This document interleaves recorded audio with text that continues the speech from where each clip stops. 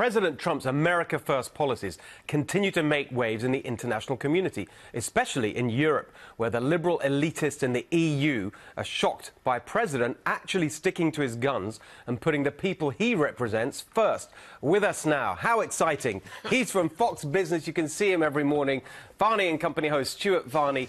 So, Stuart, look, we're talking in the week where first you had the president attacked for his belief in nationalism by the president of France, and then you had the new information on the Brexit deal. Brexit itself, of course, was a representation of people's desire to put their country first. Yeah. Why can't people understand that there's nothing wrong with this? Well, precisely. And I think people are beginning to understand this. Look, nationalism, President Trump is a nationalist, self-proclaimed, America first. It is not nationalism which tears up Europe. It's the failure of globalism, the failure of open borders. It is the failure of countries to be allowed to make rules for themselves. That's what's breaking up Europe. Macron is totally wrong on this. It's the exact opposite of what's really going on. And this idea of a European army for the Europeans is almost a joke, isn't it?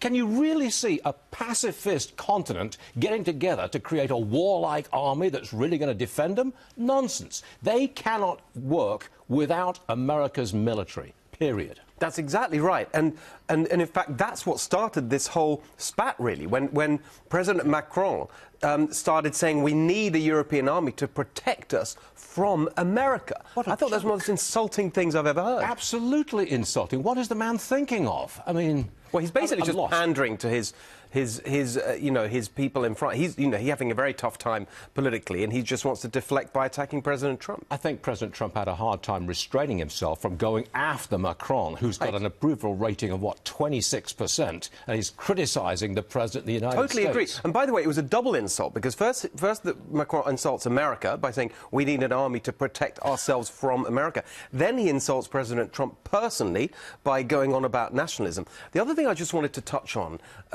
is this notion that we've seen from the elitists ever since this argument flared up, that nationalism is somehow to be equated with... I mean, I've heard literally people saying, well, that's what the Nazis were, National Socialists, is all about authoritarianism and so on.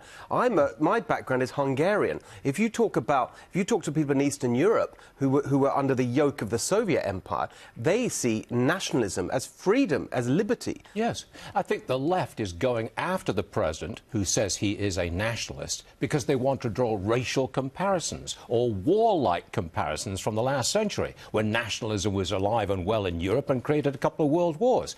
They want to slime the president by abusing the word nationalist. I think nationalism is respecting your own country and defending your own country's interests. It's very much aligned with patriotism, which is the love of your country. Exactly right. They're not contradictory, they're complementary. Exactly right. Very well put. Now, we'll talk about your own country.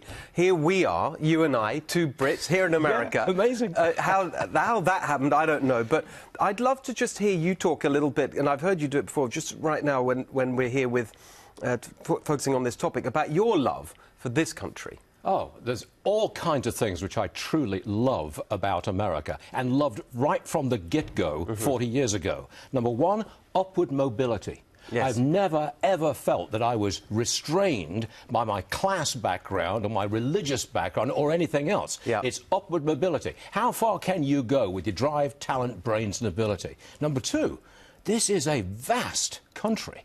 Very varied. Surely there's somewhere here that really appeals to you.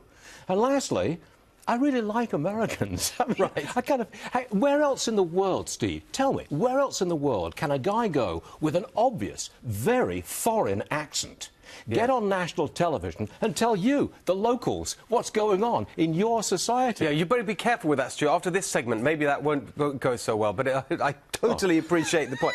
Two Brits together, fantastic the American, but I do appreciate what you said, and I completely agree with all the points you made, and one thing I'd add to it, actually, is the thrill of really understanding, for me, even someone who learnt about America academically back in Oxford University, just being here and understanding the genius of the founding idea of America, what the founders did with the Constitution and the way that that is applied every single day and frames our political debates. That is incredible. You went to Oxford? Yeah, I don't know how I got in there either. First there and here. I mean, you know, it's incredible. My good, you're doing well, lad, let me tell you. Exactly. But I do take your point. When you arrive here and you see the reality of America, well, to put it in a nutshell, I got a sense of liberation. And I still have that feeling today, 42 years later. And I chose to become an American citizen. Yes. It was my choice. And I've got a pet peeve, if I may. Can't stand hearing immigrants criticise the country that they've moved to. Right. Quit whining, for heaven's sake. You are blessed by being in America. Enjoy it. I couldn't agree more. Stuart Varney, thank you so much. Great to see you. Really Good round, appreciate you know. it. Exactly. Thank you, Steve. There you go. That was great.